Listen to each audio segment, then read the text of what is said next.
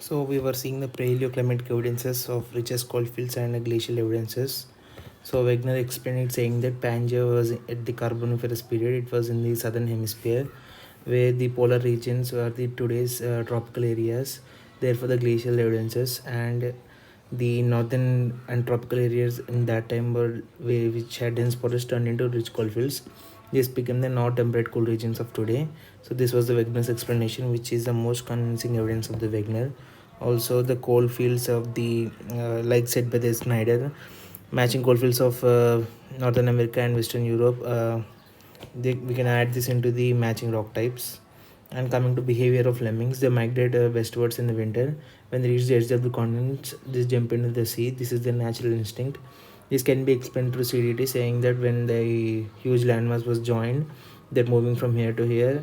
That is when their historical evolution happened, and when the continental drift happened, his behavior is still continued as a natural instinct and due to historical evolution. Now, coming to other evidences, there are polar wandering curve and paleomagnetic studies. We'll see them as part of geomagnetism.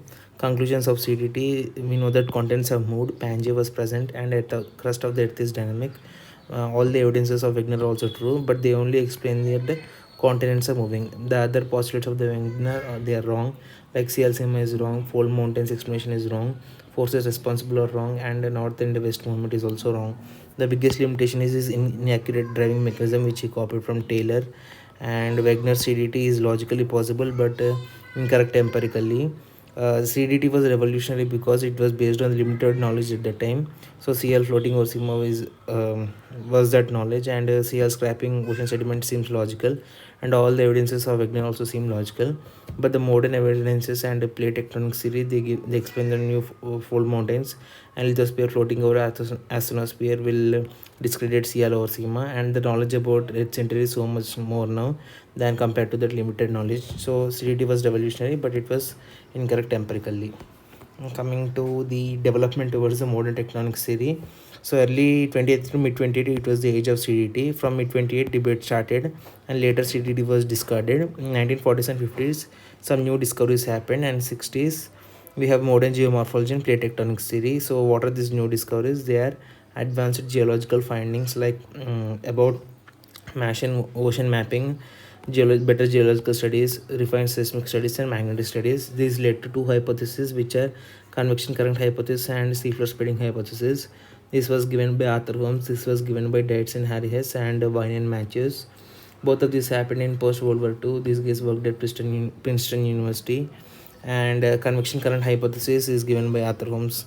And according to him, mantle is mostly solid, but some places it is molten. In this molten magma, it can rise, sink, and spread. We can see that here. This is a convection cell. We'll see what it is, and this molten magma doing these things will create the forces which keep the mantle dynamic, and these limbs form the convection cells, which can be shallow or they can go up to deep mantle. We can see here these are convection cells, and they keep the mantle dynamic, and they can go up to deep mantle. And the blue ones are the sinking ones, and they are cold, and the red ones are the hot ones. So this is a convection cell. We have the diverging limbs, the sinking limbs, rising limbs, and converging limbs. So these are the components of the convection cell. And according to him, at the locations of rising and diverging current limbs, that is these limbs and these limbs, we can see that here the ocean floor that will get stretched, and later it will break, and the basaltic and mafic magma will come out, and it will pile up here. So final result, there will be a volcanic ridge longitude with a longitudinal or axial rift valley. This is called as the mid-oceanic ridge or MOR. So the ocean floor mapping done in 40s, 50s, and 60s, they gave up some evidence that which prove the seafloor spreading, which are the presence of more was recognized, and the more had an axial rift valley. Volcanic activity was there, tectonic activity was also there, and also the as we go away from the more towards the trench, the age of the rocks kept increasing. So the rocks near ocean crust near the MOR was younger, and away from MOR it was older. Therefore, new crust was being added at MOR. And you can see these are two continents, and there is ocean crust here. Due to the MOR and the adding of the material, the crust is expanding.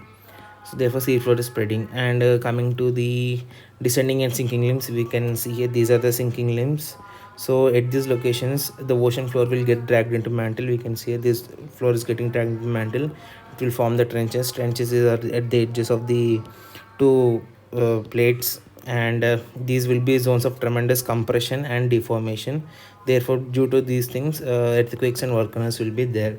So Harris's seafloor splitting established two things: role of convection currents in influencing the ocean formations, like seen here at MOR, and relating earthquake and volcanoes with internal processes, which can be seen at the trenches. So Harris's seafloor splitting is one of the most important foundations for modern plate tectonic TV.